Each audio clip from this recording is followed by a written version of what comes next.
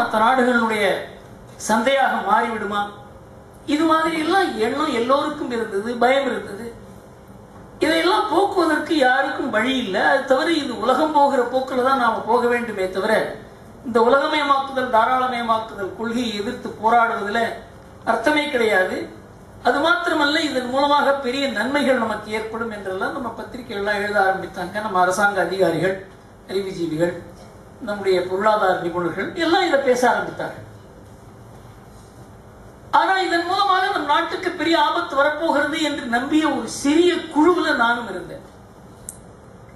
அதுலதான் நம்ம சீனிவாசன் நம்பி இந்த மாதிரி நாட்டளவில் கிட்டத்தட்ட ஒரு 100-150 பேர் இது போன்ற மனதில் கவலை, இந்த நாட்டுக்கு பெரிய கேடு ஏற்பட்டு விடக்கூடாது. உலகத்துல 1/6 மக்கள் தொகை இருக்கு. இந்த நாட்டுக்கு ஏதாவது ஒரு கேடு இருந்தால் உலகமே இந்த நாட்டை காப்பாற்ற முடியாது. ஒரு சிறிய நாட்டை உலகம் காப்பாற்றி விட முடியும். ஒரு பெரிய நாட்டை காப்பாற்றுவதற்கு எந்த நாட்டாலும் முடியாது, உலகத்தாலும் முடியாது. அதனால நம் நாட்டுக்கு ஒரு கேடு விளைந்து விடக்கூடாது. நாட்டுக்கு மாத்திரம் நல்லதல்ல என்பது மாத்திரமல்ல, இது உலகத்துக்கே நல்லதல்ல என்கிற ஒரு எண்ணத்துல இந்த நாட்டில் பெரிய பெரிய தொழிலதிபர்கள் தன்னுடைய தன்னம்பிக்கை இழந்த காலகட்டம். பெரிய டாடா, பிர்லா இது போன்ற நமக்கு அந்த காலத்தில் அந்த மாதிரி பெயர் பெற்ற 20 ஆண்டுகளுக்கு முன்னால் அவர்களுக்கெல்லாம் ரொம்ப பெரிய, அதுக்கப்புறம் நிறைய பேர் வந்துட்டாங்க. இப்போ அவர்களிடம் பேசும்பொழுதெல்லாம் அவர் மனதிலேயே கேள்விக்குறி, நாமெல்லாம் இந்த கம்பெனியை நடத்த வேண்டுமா அல்லது வெளிநாட்டுக்காரர்களுக்கு விற்றுவிட வேண்டுமா? நம்மால் இந்த தொழிலை செய்ய முடியுமா, செய்ய முடியாதா? இதே போன்ற கேள்வி எல்லாம் அவர் மனதில் எழுந்த காலகட்டம். அப்பொழுது நாங்கள் என்ன செய்தோம்? அது தவிர என்னென்றால், மேற்கத்திய நாடுகளில் உருவான அந்த நாட்டினுடைய அனுபவத்தின் பேரில் உருவான அந்த நாட்டினுடைய கலாச்சாரம், அந்த நாட்டினுடைய மக்கள் வாழ்க்கை முறை, அவங்களுடைய வாழ்க்கை நோக்கு, இதன் மூலமாக ஏற்பட்ட ஒரு சமுதாய, அரசியல், பொருளாதார வாழ்க்கை முறை, அதன் மூலமாக ஏற்பட்ட பொருளாதார கொள்கைகள், சிந்தனைகள், சட்டத்திட்டங்கள், இதையெல்லாம் நம் நாட்டுக்கு கொண்டு வர வேண்டும். அதன் பெயர் தான் உலகமயமாக்குதல். உலகமயமாக்குதல் என்றால் ஏதோ நம் நாடும் மற்ற நாடும் வர்த்தகத்தில் உறவு வைத்துக் கொள்வது உலகமயமாக்குதல் அல்ல. அமெரிக்காவில் எப்படி சட்டத்திட்டங்கள் இருக்கின்றனவோ அதே போன்று இங்கு சட்டத்திட்டங்கள் வர வேண்டும். அமெரிக்காவில் எப்படி கடைகள் அமைக்கப்பட்டிருக்கிறதோ அப்படியே இங்கு அமைக்கப்பட வேண்டும். அமெரிக்காவில் சாலை எப்படி போடப்பட்டிருக்கிறதோ அப்படி இங்க போட வேண்டும். இது போன்ற சிந்தனை தான் அப்போ மனதில், எல்லோருடைய மனதிலையும் உலகமயமாக்குதல் என்றால் நாம் அமெரிக்காவை போல மாற வேண்டும். இதுதான் உலகமயமாக்குதலுக்கு ரொம்ப ஒரு 2 வரியில் கூற வேண்டும் என்றால் இது போன்ற அர்த்தம் தான் இருந்தது. ஆனா ஆக முடியாது என்கிற ஒரு எண்ணம், ஆகவேதான் செய்ய வேண்டும், வேற வழி இல்லை என்கிற ஒரு எண்ணம், இதுல சிக்கி தடுத்து இந்த நாட்டுக்கு ஏதாவது ஒரு வழி கண்டுபிடிக்க வேண்டும் என்பதற்காக நாங்கள் குழுவாக பிரிந்து இந்த நாடு பூரா சுற்றுப்பயணம் செய்வதாக முடிவு செய்தோம். இந்த சுற்றுப்பயணம் செய்வதில் என்ன பண்ணோம்னா, நாங்க பாம்பே, டெல்லி, கல்கட்டா, பெங்களூர், ஹைதராபாத் இங்கெல்லாம் போகக்கூடாது. சிறு தொழில்கள் எங்கு நடக்கிறவோ சின்ன சின்ன நகரங்கள், 5 லட்சம், 10 லட்சம், 3 லட்சம், 4 லட்சம் ஜனத்தொகை உள்ள இடங்களுக்கு போகுது. அங்க தொழில் நடத்துபவர்களுடைய மனோபாவம் எப்படி இருக்கிறது, அவர்களுக்கு சக்தி என்ன இருக்கிறது, நம்பிக்கை என்ன இருக்கிறது, உழைப்பு என்ன இருக்கிறது, எந்த அளவுக்கு அவர்களுக்கு வசதிகள் இருக்கின்றன, இதை பார்ப்பதற்காக லூதியானா, பட்டாலா, ராஜ்கோட், ஜாம்நகர், மோர்பி அப்படி என்று சுற்றுப்பயணம் ஆரம்பித்து அப்பொழுதுதான் திருப்பூர், நாமக்கல், கரூர், நம்ம இது வரைக்கும் தூத்துக்குடி வரைக்கும் போனோம். கிட்டத்தட்ட 42 இண்டஸ்ட்ரியல் கிளஸ்டர்ஸ், தொழில் மையங்கள், அதுக்கு நேரடியாக போய் பார்த்து அவர்களுக்கு இருக்கிற குறைகள், அவர்களுக்கு இருக்க சக்தி, அவர்களுக்கு இருக்க உழைப்பு, எப்படி அவர்கள் தொழில் ஆரம்பித்தார்கள், இதை பற்றி எல்லாம் அவங்கள்ட்ட பேச ஆரம்பித்தோம். அப்பொழுதுதான் எங்களுக்கு புரிந்தது, இந்த நாட்டினுடைய பொருளாதார சக்தி இந்த நாட்டினுடைய பெரிய பெரிய நகரங்கள்ல இல்லை. அது தவிர இன்னொன்று கண்டுபிடித்தோம் நாங்க. அதுக்கு திருப்பூர் அடையாளம், திருப்பூரை உதாரணமாக வைத்து இதை கூறலாம். திருப்பூர்ல இருக்க இன்றைக்கு ஏற்றுமதி செய்கிறவர்கள பெரும்பாலும் அங்க பஞ்சு உற்பத்தி செய்தாங்க. பஞ்சு உற்பத்தி செய்கிற விவசாயிகள் அந்த காட்டன் குரோயிங்ல இருந்து காட்டன் ஜின்னிங் பண்ண ஆரம்பிச்சாங்க. ஜின்னிங்ல இருந்து ஸ்பின்னிங் பண்ணாங்க. ஸ்பின்னிங்ல இருந்து வீவிங் பண்ணாங்க. வீவிங்ல இருந்து நெட்டிங் பண்ணாங்க. இது ஒரு 25 வருடத்துல ஒரு பெரிய மாறுதல். கொஞ்சம் கொஞ்சம் கொஞ்சமா எப்படி ஃபர்ஸ்ட் இயர்ல இருந்து second year, third year, fourth year போறாங்களோ அது போன்ற தொழில அனுபவத்தின் மூலமாக ஒரு படியிலிருந்து இன்னொரு படி, அதிலிருந்து இன்னொரு படி, அதன் மூலமாக இன்றைக்கு உலகத்திலேயே நிட்டிங் சென்டர் என்று ஏதாவது 3-4 இடத்தை கூற முடியும் என்றால் அதுல திருப்பூர் ஒரு இடமாக மாறி இருக்கு.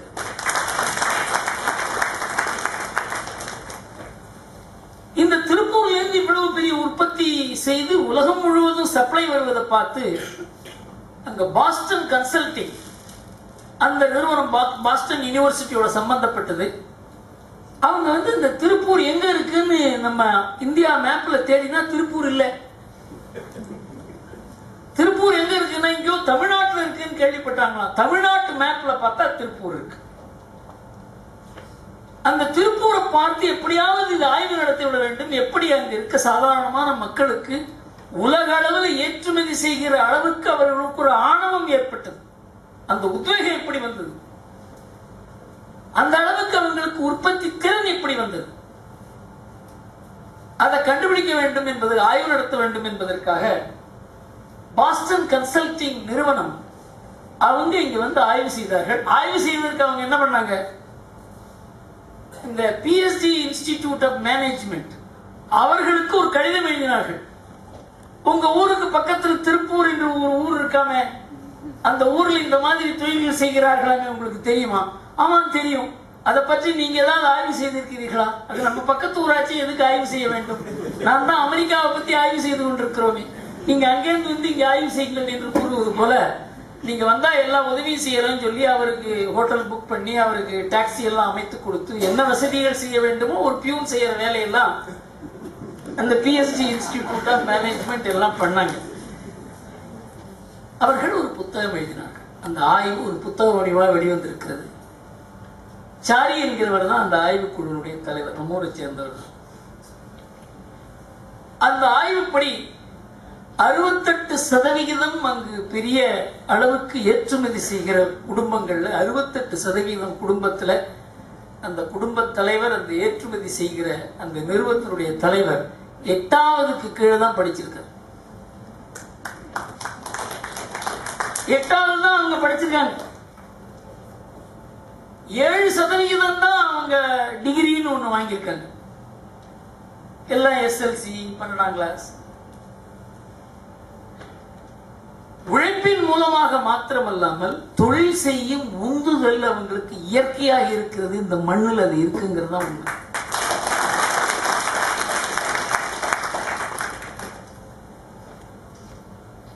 இதையெல்லாம் நாங்க நேரடியாக பார்த்தோம். லூதியானா, பட்டாலா, ராஜ்கோட், ஜாம்நகர், மோர்பி. அப்போ நம் நாட்டினுடைய தனிநபர் வருமானத்தில் மிக அதிகமாக தனிநகர் வருமானம் உள்ள இடம் எது அப்படி ஒரு கேள்வி எழுந்த போது அது பாம்பேயோ, டெல்லியோ, பெங்களூரோ. இப்ப பெங்களூருங்கிறது உலகத்திலேயே ஒரு பெரிய ஒரு எல்லோருடைய கண்ணை பறிக்கும் ஒரு இடமாக மாறி இருந்த காலம் 1995-96 காலகட்டத்தில் டெல்லியை விட பெங்களூரை பத்தி தான் அமெரிக்காவில் அதிகமாக தெரியும். அந்த அளவுக்கு சாப்ட்வேர் அந்த தொழில் முறையினால பெங்களூருக்கு பெயர் ஏற்பட்டது. ஆனா அப்படி உலகத்தில் இருக்க பணம் பூரா பெங்களூருக்கு வந்த போது கூட பெங்களூர் உலக நம்ம நாட்டிலே அதிகமா தனிநபர் வருமானம் இருக்கிற இடமாக மாறவில்லை. அப்படி இருக்கிற இடத்துக்கு பெயர் மோர்பி என்கிற ஒரு சின்ன ஒரு நகரம். அங்கதான் இந்த அஜந்தா வால் கிளாக் இருக்க, நம்ம இங்க பார்த்தாலும் வைக்கிறோமே, அந்த வால் கிளாக் பண்றாங்க. அது ஒரு குடிசை தொழில் போல ஒரு குடும்பத்திலேயே நடக்கிறது. அதுலதான் நம் நாட்டிலேயே அதிகமாக தனிநபர் வருமானம் ஈட்டுகிறவர்கள் இருக்கிறார்கள். இதையெல்லாம் பார்த்து எங்களுக்கு ஒரு பெரிய ஒரு பிரமிப்பு. லூதியானா அந்த இடத்துக்கு போனா அங்க பிரம்மாண்டமான தொழில். அங்க இருக்கவங்க யாருக்குமே ஆங்கிலம் தெரியாது. ராஜ்கோட் ஒரு வார்த்தை ஆங்கிலம் தெரியாது. பிரம்மாண்டமான தொழில் மையம். மோர்பி அது போல. அதே மாதிரி திருப்பூர், அதே மாதிரி நாமக்கல். இப்படி எல்லாம் கொஞ்சம் கொஞ்சம் கொஞ்சமா எங்களுக்கு, இப்ப நாமக்கல்னா எங்களுக்கு ஆஞ்சநேயர் தான் தெரியும். ஆனா நாமக்கல்லுக்கு போனா நம்ம நாட்டிலேயே அதிகமாக லாரி வைத்திருப்பவர்கள் இருக்கிற இடம் நாமக்கல். 30,000 லாரி 2001 இப்போ அது போல 2 மடங்கு ஆகி இருக்கும். அங்க எல்லாரும் போன கிளீனரா இருந்தவங்க, டிரைவரா இருந்தவங்க எல்லாம் இப்போ லாரி ஓனரா இருக்காங்க. அவர்களுக்கு தெரியும் இந்த நாட்டினுடைய பொருளாதாரத்தை வளர்ப்பது எப்படி, வளர்ச்சி அடைந்தது எப்படி, உருவானது எப்படி. இதெல்லாம் நாங்க ஒரு ஐஐடியிலயோ எம்பிஏலயோ இந்த அனுபவத்தை பார்க்கவே முடியல. இந்த தொழில் செய்யும் விருப்பம் இருக்கிறது இல்லையா, அந்த உந்துதல், என்டர்பிரினியர்ஷிப் என்று ஆங்கிலத்தில் கூறுகிறார்களே, அதுதான் ஒரு நாட்டினுடைய பொருளாதார வளர்ச்சிக்கு ஆதாரமான சீட் ஐடியா. அது இந்த சமுதாயத்தில் உருவாக்கப்படுகிறது, நம் நாட்டினுடைய கல்விக்கூடங்கள்ல உருவாக்கப்படுவதில்லை. இதான் உண்மை.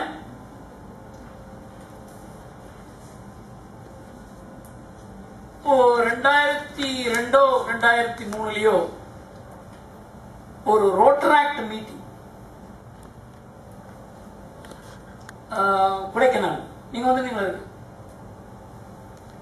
அதாவது இந்த ரோட்டரி அமைப்பை சேர்ந்த இளைஞர்களுடைய ஒரு அமைப்பு, அவங்களுடைய கேம்ப் 150 மாணவர்கள் இருந்தாங்க. அங்க பேசும் பொழுது எப்பவுமே ஒரு குழுல பேசும் பொழுது, இது ஒரு பெரிய கூட்டம், இது ஒரு குழு அல்ல, இதே ஒரு கேம்பா இருந்ததுன்னா நான் உங்களை சில கேள்விகள் நான் கேட்பேன். நீங்க கேட்கல, அங்க நீங்க நல்லா ஒருத்தரும் ஒரு வரியில வாழ்க்கையில நீங்க என்ன பண்ண போறீங்கன்னு கூறுங்க நான் கேட்ட பொழுது, அந்த 150 பேர்ல கிட்டத்தட்ட 56-57 பேர் நாங்கெல்லாம் சொந்தமா தொழில் பண்ண போறோம்னு சொன்னாங்க. எனக்கு பெரிய ஆச்சரியம். ஏன்னா ஐஐடியில இந்த கேள்வியை மெட்ராஸ்ல கேட்ட பொழுது ஒரு 300 பேர் இருக்கிற ஒரு ஆடியன்ஸ்ல 4 பேர் தான் சொந்தமா தொழில் செய்ய போறோம் என்று கூறினார்கள். ஐஐடி என்பது நம் நாட்டிலேயே மிக உன்னதமான ஒரு கல்விக்கூடம், உலகத்து அளவில் பேர் எடுத்திருக்கிற ஒரு கல்விக்கூடம். ரொம்ப கஷ்டப்பட்டு படித்து அங்க ஒரு அட்மிஷன் கிடைப்பதே கஷ்டம். அது தவிர அந்த இடத்துல படிக்க வைப்பதற்கு குடும்பங்கள் இன்னும் அதிகமாக இன்னல்களை ஏற்க வேண்டியிருக்கும். அப்படி எல்லாம் பொறுக்கி எடுத்து மாணவர்களை சேர்த்து அவர்கள் முன்னேறுவது மாத்திரமல்லாமல் அவர்கள் மூலமாக இந்த நாடு முன்னேற வேண்டும் என்பதற்காக அமைக்கப்பட்ட கல்விக்கூடங்கள் தான் ஐஐடி. அந்த இடத்துல 300 பேர்ல 4 பேர் தான் கை உயர்த்தினார்கள், நாங்க சொந்தமாக ஏதாவது செய்ய விரும்புகிறோம் என்று. ஆனா இந்த ரோட்டராக்ட் மீட்டிங்ல 150 பேர்ல கிட்டத்தட்ட 1/3 பங்கு கையை உயர்த்துகிறார்களே, எழுந்து அவங்கள மாத்திரம் எழுந்து நிற்க சொன்னேன். நீங்க எந்தெந்த ஊர்ல இருந்து நீங்க வந்திருக்கீங்க? எல்லாரும் திருப்பூர், நாமக்கல், கரூர். அந்த சமுதாயத்தில் இந்த உணர்வு இருக்கிறது, அதனால அவர்களுக்கு இந்த உணர்வு இருக்கிறது. அவர்கள் கல்விக்கூடத்திற்கும் அவர்கள் படிக்கும் படிப்புக்கும் அந்த தான் சொந்தமாக ஏதாவது செய்ய வேண்டும் என்பதற்கும் சம்பந்தமே இல்லை. இதன் மூலமாக எனக்கு என்ன புரிந்தது என்றால், இப்ப திருப்பூர்ல பாத்தீங்கன்னா 68% 8வது படித்தவர்கள் இருக்கிறார்கள் இல்லையா, அவர்கள் என்ன மாதிரி சார்ட்டர்ட் அக்கௌண்டன்ட்டுக்கு வேலை கொடுத்திருக்காங்க, உங்களை மாதிரி எம்பிஐக்கு வேலை கொடுத்திருக்காங்க, என்ஜினியர்ஸுக்கு வேலை கொடுத்திருக்காங்க. So we have uneducated employers and educated employees. இதை நாம சிந்தித்து பார்க்க வேண்டும். உலகத்தில் இல்லாத ஒரு அதிசயமான ஒரு நிலை. அதாவது நாம படிக்கிறோம் என்றால் நமக்கு யாராவது வேலை கொடுப்பார்கள் என்கிற ஒரே எண்ணத்தில் நாம படிக்கிறோம். யார் வேலை கொடுப்பதற்கு அந்த உத்வேகம், அந்த உந்துதல், ஒரு தொழில் செய்ய வேண்டும் என்கிற ஒரு ஆவேசம், இதை உருவாக்குவது யார்? இப்ப ஸ்டீவ் ஜாப்ஸ், அவரை பத்தி கேள்விப்பட்டிருப்பீங்க, இன்டர்நெட்ல நிறைய வந்திருக்கு, அதனால அவரை பத்தி படிப்பீங்க. ஸ்டீவ் ஜாப்ஸ் அவர் ஆப்பிள் கம்ப்யூட்டர், ஆப்பிள் செல்போன் எல்லாம் தயார் பண்ணுவார், ஐபாட், ஐபோன். அவர் தன்னுடைய அனுபவத்தை ஸ்டான்ஃபோர்ட் யூனிவர்சிட்டியில அவரை பேச அழைத்தார்கள். ஏன் பேச அழைத்தார்கள் என்றால், இது ரொம்ப முக்கியம். எல்லாரும் கொஞ்சம் உங்களுக்குள்ள பேசாத இதை கேட்டீங்கன்னா நல்லதுன்னு நினைக்கிறேன். அவரை பேச அழைத்ததுக்கு காரணம், அவர் ஸ்டான்ஃபோர்ட் யூனிவர்சிட்டியில அவரை தத்து எடுத்த அப்பா அம்மா அவங்கள ரொம்ப கஷ்டப்பட்டு கடன் வாங்கி அவருக்கு ஸ்டான்ஃபோர்ட் யூனிவர்சிட்டியில படிக்க வைக்க வேண்டும் என்கிற ஒரு கட்டாயம். யார் பெற்ற தாயோ அந்த பெற்ற தாய் அந்த ஸ்டீவ் ஜாப்ஸ் என்கிற ஒரு ரொம்ப புத்தி கூர்மையுள்ள ஒரு மாணவனை நீங்க ஸ்டான்ஃபோர்ட் யூனிவர்சிட்டியில் ஹார்வர்ட் யூனிவர்சிட்டியில படிக்க வைக்க வேண்டும் என்று ஒப்பந்தப்படி அவர்களுக்கு தத்து கொடுத்தார்கள். அந்த தத்து எடுத்த குடும்பம் அவங்க ரொம்ப ஏழ்மைப்பட்ட குடும்பம். ரொம்ப பேங்க்லாம் கடன் வாங்கி உறவினர்களுக்கெல்லாம் கடன் வாங்கி இவரை படிக்க வைக்கிறாங்க. அவர் ஒரு வருடம் அங்க படிக்கிறார். இவ்வளவு கஷ்டப்பட்டு நம்ம இவ்வளவு செலவழித்து இங்க படிக்க வைக்க வேண்டும் என்ற அவசியம் இல்லை. ஏனென்றால் அந்த அளவுக்கு இந்த கல்விக்கூடத்துல தேர்ச்சி இல்லை என்று அவர் நினைக்கிறார். இவ்வளவு கஷ்டப்பட்டு நம்ம படிக்க வைக்கிறதுக்கு இந்த பெரிய கல்வி உலகத்திலேயே பெரிய ஒரு கல்வி நிறுவனம் என்று கூறுகிறோம், இந்த கல்வி நிறுவனம் அவசியம் இல்லை என்று அதை தூக்கி எறிந்து விட்டு அவர் எவ்வளவு கஷ்டப்பட்டார் என்று கூறுகிறார். அதுல வாரத்தில் ஒரு நாளைக்கு தான் அவர் முழுமையா சாப்பிட முடியுமா. அது எங்க சாப்பிட்டார் என்றால், ஹரே கிருஷ்ணா கோவில் நடக்குது இல்லையா, 7 மைல் நடந்து போய் சாப்பிடுவார். அவர் தான் ஆப்பிள் நிறுவனம் அமைத்தார். உலகத்திலேயே ஒரு பெரிய நிறுவனமாக மாறியது. அதனால படிப்பு என்பது மிக முக்கியமான விஷயம். தன்னம்பிக்கையை ஏற்படுத்துவதற்கு படிப்பு அவசியம். ஆனால் அதோடு நின்றுவிடக்கூடாது. இதைத்தான் நாங்கள் கல்விக்கூடங்களுக்கு கூறி வருகிறோம். கல்வி போதிப்பவர்களுக்கும் சரி, கல்வி பெறுபவர்களுக்கும் சரி, இந்த சிந்தனை மிகவும் அவசியம். அதாவது நாங்கள் 2001 2002 நம் நாட்டுடைய இந்த உலகமயமாக்குதல் தாராளமயமாக்குதல் மாத்திரமல்லாமல் நம் நாட்டில் போக்கரன் ஆட்டம் பாம் வெடித்த பிறகு நம் நாடு உலகத்திலேயே பெரிய சக்தியாக வளருகிற ஒரு வாய்ப்பு ஏற்பட்ட பிறகு உலகத்தில் இருக்க நாடுகள்லாம் நம் நாட்டை அமுக்க பார்த்தார்கள். உங்க நாட்டுக்கு பணம் கொடுக்க முடியாது, உங்க நாட்டுக்கு தொழில்நுட்பம் கொடுக்க முடியாது, உங்க நாட்டுக்கு உதவி செய்ய முடியாது, சாங்ஷன் என்கிற ஒரு போர்வையில இந்த எழுச்சி பெறுகிற பாரதத்தை அமுக்க வேண்டும் என்று நினைத்தார்கள். 1999 இருந்து 2002 2003 வரைக்கும் ஒரு பெரிய முயற்சி நடந்தது உலகத்தில். அந்த காலகட்டத்தில் தான் நாங்கள் இந்த நாடு பூரா சுத்தி பார்த்தோம். அப்பொழுது எங்களுக்கு ஒரு பெரிய ஒரு குறை, நம்ம ரங்கசாமி ஐயா போன்று தொழில் செய்பவர்களால தான் இந்த கல்விக்கூடங்கள் நிறுவப்பட்டிருக்கின்றன. இன்னும் கேட்டா அவங்களுக்கு பெரிய படிப்பு படிக்கிறதுக்கு வாய்ப்பு இல்லை. அவர்கள் தொழில் செய்தார்கள்.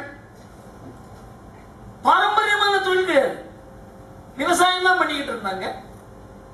தொழிலில் ஈடுபட்டாங்க, உழைப்பினால வெற்றி பெற்றார்கள், அதன் மூலமாக தனம் ஈட்டினார்கள். ஆனால் அவர்கள் செய்தது என்ன? பெரிய பெரிய கல்விக்கூடங்களை அமைத்தார்கள்.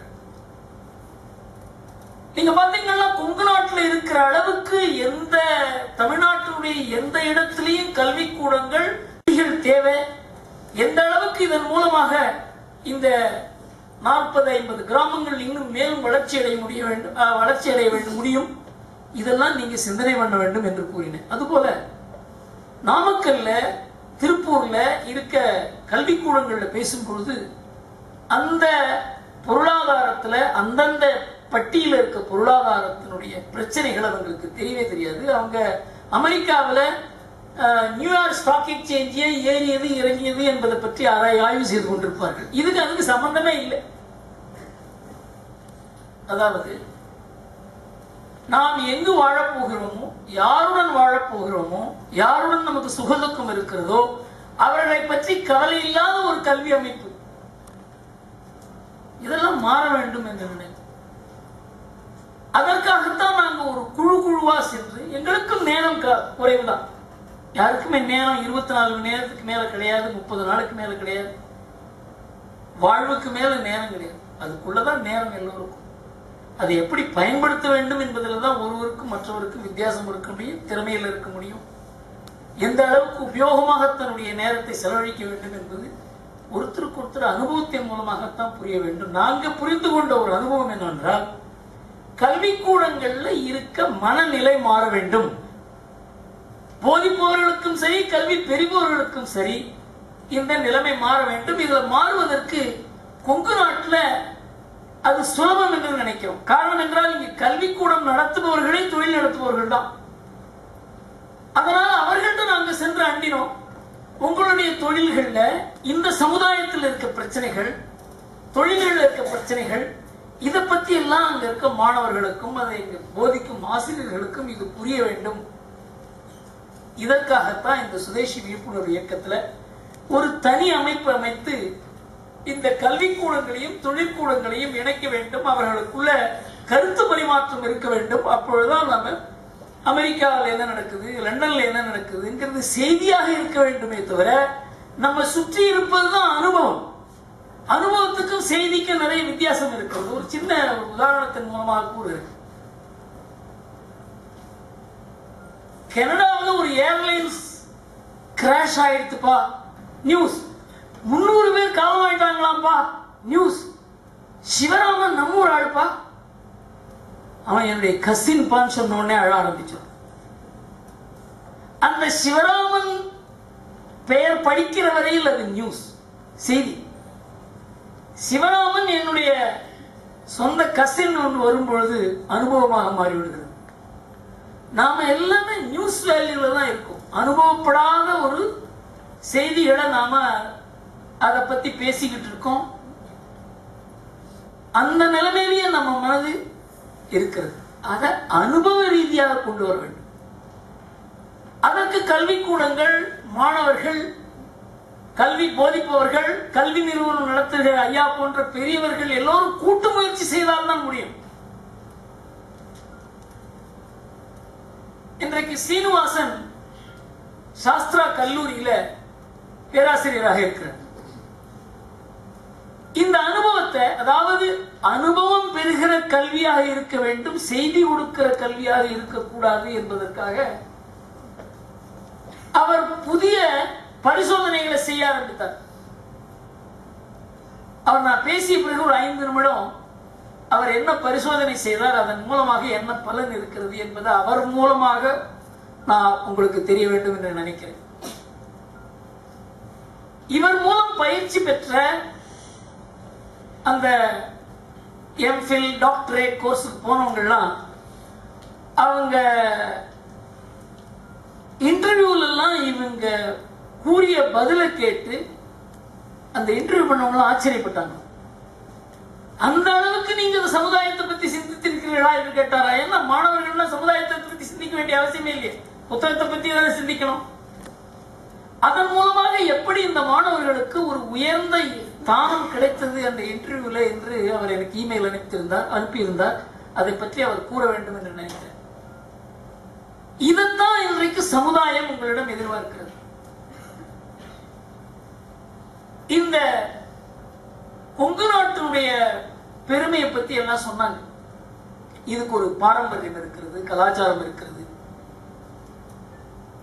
எங்கும் இல்லாத ஒரு குணம் எங்கே இருக்கிறது என்பது மாத்திரம் எல்லோருக்கும் தெரியும். அது என்ன என்பதுதான் யாருக்கும் தெரியாது.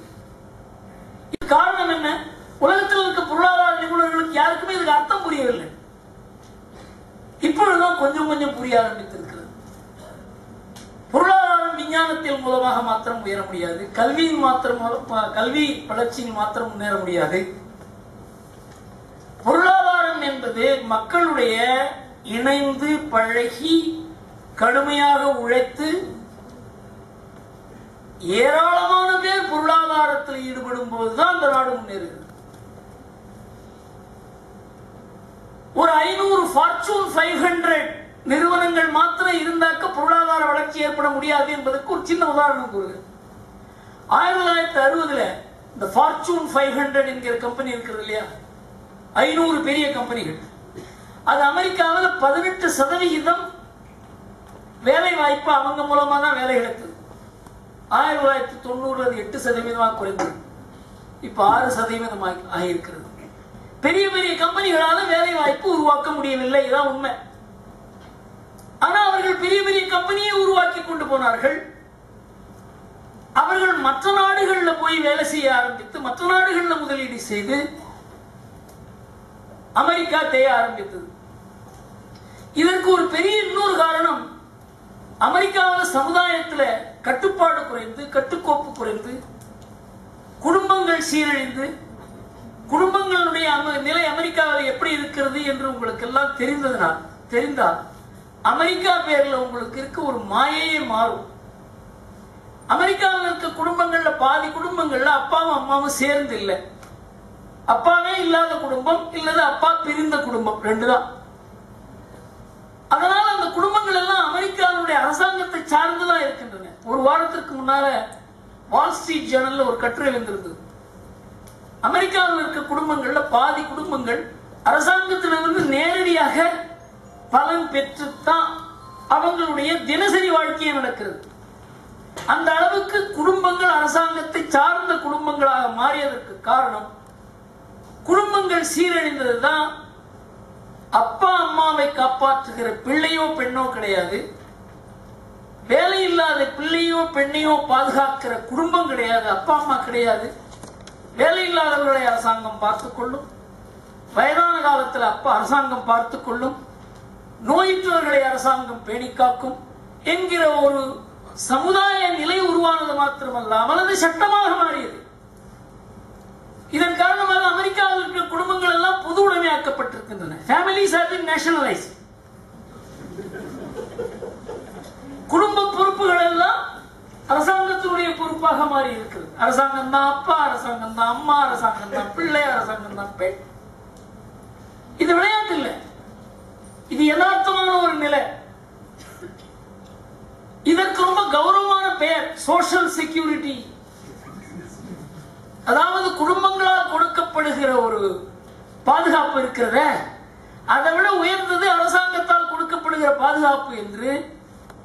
அரசாங்கத்தில் என்ன சொல்லுவாங்க, உங்களுக்கு வருமானம் வரும்பொழுது 18% எங்களிடம், 16% எங்களிடம் கொடுத்து விடுங்கள், உங்கள் வாழ்நாள் முழுவதும் நாங்கள் பார்த்துக் கொள்கிறோம் என்று அரசாங்கம் 1934 ஆரம்பித்தார்கள். கொஞ்சம் கொஞ்சமா அதிகமாச்சு. 1970 பூர்ணமாக இந்த கொள்கை நிறைவேற்றப்பட்டது. சோஷியல் செக்யூரிட்டி டாக்ஸ் 16% உங்களுடைய வருமானத்தில் அரசாங்கத்துக்கு கொடுத்து விட வேண்டும். நிறைய அரசாங்கத்துக்கு வருமானம் ஏற்பட்டது. ஆனா இப்பொழுது அரசாங்கம் திருப்ப கொடுக்க வேண்டுமே, அந்த நிலை வரும்பொழுது கொடுக்கப்பட வேண்டிய பணம் வருகிற பணத்தை விட இந்த ஆண்டிலிருந்து அதிகமாகிவிட்டது.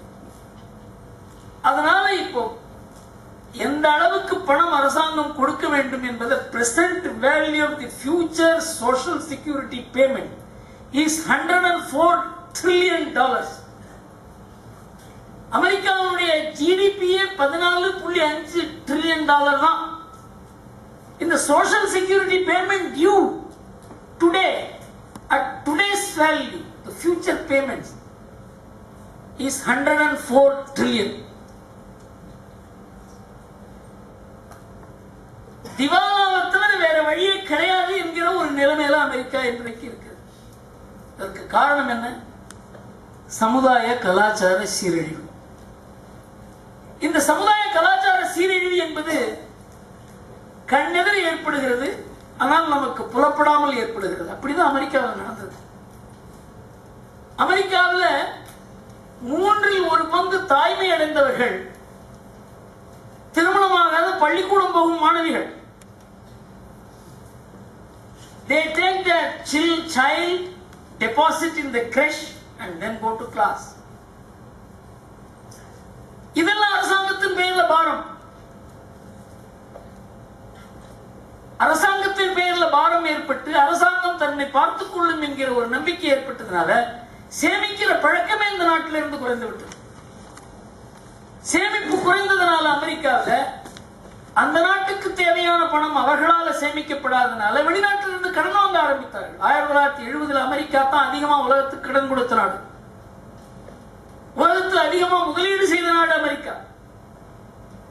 அதிகமா ஏற்றுமதி செய்த நாடு அமெரிக்கா. 76 2009 33 வருடத்துல உலகத்திலேயே எல்லா நாடுகளையும் விட ஏற்றுமதியை விட இறக்குமதி அதிகமா செய்கிற நாடாக அமெரிக்கா மாறியது. அதிகமாக கடன் வாங்குகிற நாடாக அமெரிக்கா மாறியது. உலகத்திலிருந்து நிதி தன் நாட்டுக்கு முதலீடாக வர வேண்டும் என்று உலகத்தில் பூரா கேட்கிற நாடாக அமெரிக்கா மாறியது. இதற்கு காரணம் என்ன? சமுதாயமும் குடும்பமும் சீரழிந்ததுதான் காரணம். அதற்கு அவர்கள் கல்வி முறை காரணம். நம்ம ஊர்ல ஒரு குழந்தையை கொண்டு பள்ளிக்கூடத்தில் சேர்த்தோம் என்றால் அந்த குழந்தையை போய் உங்க ஆசிரியர் காலை தொட்டு வணங்கு என்று சொல்லுவோம். ஆசிரியர் உனக்கு தெய்வம் மாதிரி, அப்பா அம்மா தெய்வம் மாதிரி. இது சாதாரண குடும்பத்தில் இன்றைக்கு பத்திரிகையில என்ன வேண்டுமானாலும் வரலாம், டிவியில என்ன வேண்டுமானாலும் வரலாம், சினிமாவில் என்ன வேண்டுமானாலும் பார்க்கலாம். ஆனால் சாதாரண குடும்பத்துல 195% குடும்பத்துல இந்த கலாச்சார முறை போதிக்கப்பட்டு பாதுகாக்கப்பட்டு வருகிறது. நாம் அனுபவப்பட்டுக் கொண்டிருக்கிறோம். நாம் எல்லோரும் தனிப்பட்ட மனிதர்கள் கிடையாது. நம்ம பேர்ல பெரிய குடும்ப பாரம் சார்ந்து இருக்கிறது. பெற்றோரை பாதுகாக்க வேண்டும், சகோதரிகளுக்கு உதவ வேண்டும், சகோதரனை படிக்க வைக்க வேண்டும், உற்றார் உறவினருக்கு உதவி செய்ய வேண்டும் என்று நினைக்காத யாருமே இந்த நாட்டில் இருக்க முடியாது. ஆனால் அந்த நாட்டில் எப்படி உருவாக்கப்படுகிறார்கள்? அந்த பள்ளிக்கூடத்தில் சேருகிற 3 வயது 3.5 வயது குழந்தைக்கு ஒரு டெலிபோன் நம்பரை கொடுப்பாங்க. இந்த டெலிபோன் நம்பரை வரப்படுத்தி ஒப்பிக்கணும். அந்த குழந்தை ஒப்பித்த பிறகுதான் அதுக்கு ஸ்கூல்ல அட்மிஷன் கொடுப்பாங்க. அந்த நம்பர் என்ன தெரியுமா? பக்கத்து போலீஸ் ஸ்டேஷன் நம்பர். வாத்தியார் அடிச்சாலோ திட்டினாலோ, அப்பா அம்மா அடிச்சாலோ திட்டினாலோ இந்த போலீஸ் ஸ்டேஷனுக்கு போன் செய்ய வேண்டும். அதான் அந்த குழந்தைக்கு முதல்ல போதிக்கப்படுகிறது. அப்பா அம்மா குழந்தையை கண்டிக்க முடியாது, வாத்தியார் கண்டிக்க முடியாது, போலீஸ்காரர் மாத்திரம் தான் கண்டிக்க முடியும் என்றால் அரசாங்கம் தான் வாத்தியார், போலீஸ்காரர் தான் அப்பா. இது மாதிரி அந்த நாடு 50 ஆண்டுகளாக உருவாக்கப்பட்டிருக்கிறது. அதனுடைய பரிணாமத்தை நாம் இன்றைக்கு பார்க்கிறோம். குலைந்து போன சமுதாயம், அழிந்து போன குடும்பம், பெண்மையற்ற பெண்கள். இதுதான் அமெரிக்காவுடைய சீரழிவுக்கு காரணம். அமெரிக்காவிலிருந்து புத்தகத்தை படிக்கும் போது அமெரிக்காவை பத்தியும் படிக்கணும். இதெல்லாம் நாம நம்முடைய பாட புத்தகத்தில் வராத ஒரு அனுபவங்கள். அந்த அனுபவத்தை பெறுவதற்காகத்தான் இது மாதிரி ஒரு கருத்தரங்கங்கள் நாம ஏற்பாடு செய்கிறோம். ஆனா நம்ம நாட்டில் என்ன நிலைமை? அதை மாத்திரம் கூறிவிட்டு என்னுடைய உரையை முடிக்கிறேன். 1991-92 வெளிநாட்டிலிருந்து முதலீடு வந்துதான், வெளிநாட்டிலிருந்து தொழில்நுட்பம் வந்துதான், வெளிநாட்டிலிருந்து கம்பெனிகள் வந்துதான் நம் நாட்டினுடைய பொருளாதாரத்தை உயர்த்த முடியும் என்பது நம் நாட்டில் எல்லோரும் ஒத்துக்கொள்ளப்பட்ட விஷயம். நம்ம பத்திரிகைகள், நம்முடைய பொருளாதார நிபுணர்கள், அரசாங்க அதிகாரிகள் எல்லோருமே நமக்கு இது கூறியது இதுதான். வெளிநாட்டிலிருந்து முதலீடு, வெளிநாட்டிலிருந்து தொழில்நுட்பம், வெளிநாட்டிலிருந்து கம்பெனிகள் வர வேண்டும். நம் நாட்டினுடைய முதலீடு நமக்கு போதாது. இதுதான் வாதம். அதாவது பொருளாதாரம் படித்தவர்களுக்கு தெரியும், கேபிட்டல் அவுட்புட் ரேஷியோ என்று கூறுவார்கள். 4 கோடி ரூபாய் முதலீடு செய்தால் 1 கோடி ரூபாய் வளர்ச்சி ஏற்படும் என்பது கேபிட்டல் அவுட்புட் ரேஷியோ. நாம 24% நம்முடைய மொத்த ஜிடிபியில 24% ஆண்டுக்கு ஆண்டு நாம் முதலீடு செய்கிறோம். அதனால 6% வளர்ச்சி ஏற்படுகிறது. நமக்கு 8% வளர்ச்சி ஏற்பட வேண்டும்.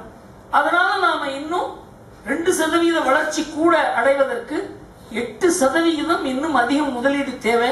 24% 32% நம்முடைய முதலீடு வளர வேண்டும். அதற்கு வெளிநாட்டிலிருந்து தான் பணம் வர வேண்டும், நம் நாட்டிலிருந்து வராது. நம் நாட்டிலிருந்து அந்த பணத்தை உருவாக்குவதற்கான ஒரு பொருளாதார மேன்மை இல்லை என்பது அடிப்படையில் தான் வெளிநாட்டு கம்பெனிகள்லாம் இங்க வரலாம், வெளிநாட்டு முதலீடு வரலாம், எல்லா துறையிலையும் வரலாம் என்கிற வகை செய்யப்பட்டது 94-95 இதை செய்து கொண்டிருந்தார்கள். ஆனா நடந்தது என்ன? 2001 1991 2009 வரையில வெளிநாட்டிலிருந்து இந்த நாட்டுக்கு வந்த முதலீடு 1.2% மட்டுமே. 98.8% இந்த நாட்டில் செய்த முதலீடு நம் நாட்டுடைய சேமிப்பினால்தான் நடந்தது.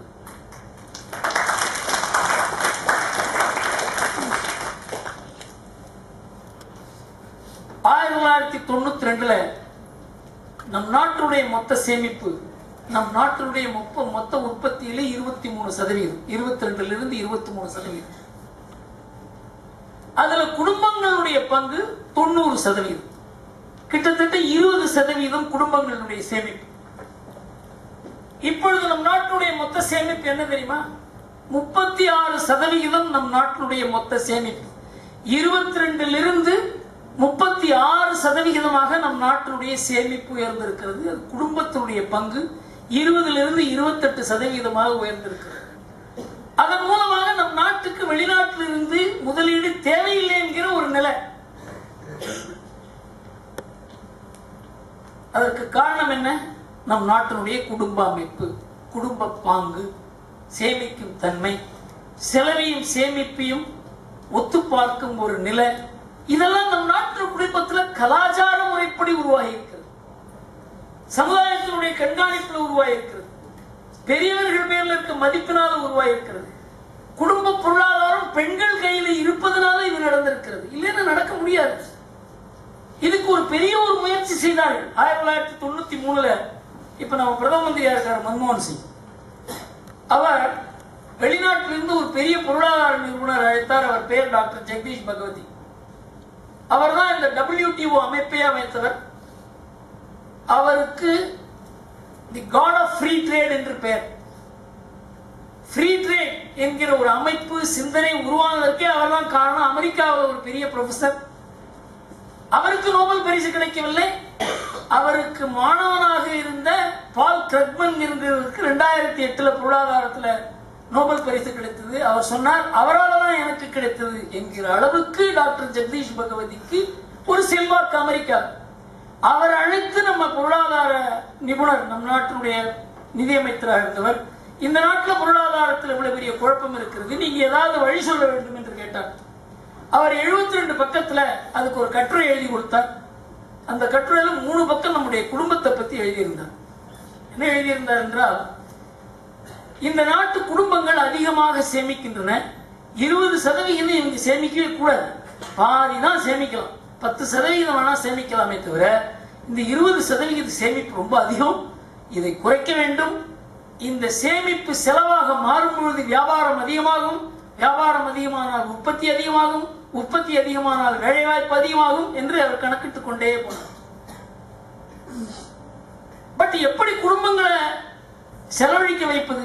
அவர் சொன்னார், இந்த நாட்டு பெண்கள் கஞ்சத்தனம் அதிகமாக இருப்பவர்கள், அவர்களுக்கு செலவு செய்வது எப்படி என்றதை நம்ம சொல்லிக் கொடுத்து விட வேண்டும். அதுக்கு என்ன சொன்னார், பெரிய பெரிய மால்களை கட்ட வேண்டும், கண்ணை பறிக்கும் வெளிநாட்டில் இருந்து துணிமணிகள், வாசனை பொருள்கள், அப்புறம் மற்ற ஜுவல்லரி இதெல்லாம் கொண்டு வந்து வைக்க வேண்டும். இதன் மூலமாக நம் நாட்டு பெண்கள் அவர்களுடைய கட்டுப்பாடின்றி செலவழிக்க வேண்டும் என்ற ஆசை அவர்கள் மனதில் ஏற்படுத்திவிட்டால் இந்த நாடுடைய பொருளாதாரம் முன்னேறிவிடும். இதை விட ஒரு பைத்தியக்காரத்தனமான ஒரு ஆலோசனை யாராலையும் கொடுக்க முடியாது. இது நம் நாட்டுடைய அரசாங்கத்தினுடைய வெப்சைட்ல இருந்தது. இப்பதான் ஒரு 2 வருடமா இல்லை, ஏன்னு தெரியல. அதன் மூலமாக கொள்கைகள் வகுக்கப்பட்டன. வெளிநாட்டிலிருந்து பொருள்கள் கொண்டு வந்தார்கள், மால்கள் கட்டினார்கள். இந்த நாட்டினுடைய விளம்பரம் எக்கச்சக்கம், எல்லாம் சினிமா ஸ்டார் விளம்பரங்களே சினிமா மாதிரி இருக்கு. இப்ப பார்க்கலாம் நீங்க அந்த பாட்டு கேளிக்கை எல்லாம். நம் நாட்டு பெண்கள் விளம்பரங்களை பார்த்தார்கள், ரசித்தார்கள், அந்த பாட்டை பாடினார்கள். ஆனால் அந்த பொருள்களை வாங்கவில்லை.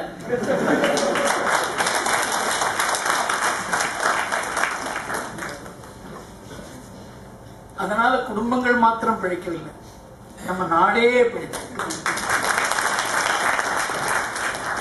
அவர்கள் சேமிக்கும் தன்மை, சேமிக்க வேண்டிய கட்டாயம் இது யாரும் அரசாங்கத்தின் மூலமாக போதிக்கப்படவில்லை, கல்விக்கூடங்களால் போதிக்கப்படவில்லை, நம் நாட்டு பத்திரிகைகளால் எடுத்து கூறப்படவில்லை. கலாச்சாரத்தில் அவங்க மனதில் ஊறி இருக்க, பாரம்பரியமாக ஊறி இருக்க சிந்தனைகள் மூலமாக இந்த பெரிய ஊர் விளைவிக்க வேண்டும் என்கிற சுனாமி போன்ற ஒரு பொருளாதார கொள்கைகள், சிந்தனைகள், வாழ்க்கை முறை, இவையெல்லாம் எதிர்த்து எதிர்நீச்சல் போட்ட பெருமை நம் நாட்டு பெண்களுக்கு தான். அதன் மூலமாக எப்படி ஒரு பெரிய ஒரு மாறுதல் ஏற்பட்டிருக்கிறது நம் நாட்டில். அதுக்கு ஒரே ஒரு உதாரணம் கூறிவிட்டு என்னுடைய உரையை முடித்துக் கொள்கிறேன். கோல்ட்மன் சாக்ஸ் என்கிற நிறுவனம் தான் உலகத்திலேயே பெரிய வங்கி. அந்த கோல்ட்மன் சாக்ஸ் நிறுவனம் ஒரு நாட்டை பற்றி ஆய்வு செய்து ஒரு ரிசர்ச் பேப்பர் போடுவாங்க. நம் நாட்டினுடைய அடிப்படை தொழில்கள் பற்றி ஒரு பெரிய research paper. Global paper number 187. நீங்க எல்லோரும் போய் இன்டர்நெட்ல அதை பார்க்க வேண்டும். Global economic paper number 187, Goldman சாக்ஸ். Please note, download it and read this paper. அந்த ஆய்வு கட்டுரையில் அவங்க என்ன கூறியிருக்கிறார்கள்? பாரத நாட்டில் அடிப்படை தொழில்களுக்காக வருகிற 10 ஆண்டுகள்ல $1.7 trillion அளவுக்கு முதலீடு நடக்கும். $1.7 trillion means at today's conversion rates it's about 90 lakh crores. 90 லட்சம் கோடி முதலீடு பாரத நாட்டில் அடிப்படை தொழில்களில் செய்யப்படும். இதற்காக $1 கூட பாரத நாட்டுக்கு வெளிநாட்டிலிருந்து முதலீடு அவசியமில்லை. இந்த முதலீட்டை பூரா உருவாக்குகிற சக்தி இந்த நாட்டு குடும்பங்களுக்கு இருக்கிறது.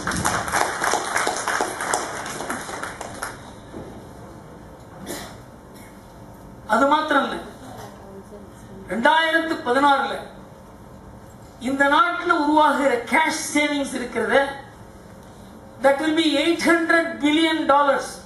அந்த ஆய்வு கட்டுரையில் கூறப்பட்டிருக்கு. $800 billion. $800 billion என்ன என்று அளவு தெரிய வேண்டுமானால், இந்த நாட்டில் இன்றைக்கு எல்லா வங்கிகளுக்கும் எல்லோருக்கும் கொடுத்திருக்க கடனை கூட்டினா அது $800 billion குறைவு. இது ஒரு ஆண்டுல உருவாகக்கூடிய சேமிப்பு. இதற்கு காரணம் நம்முடைய கலாச்சாரம், நம்முடைய ஆன்மீகம், நம்முடைய வாழ்க்கை முறை.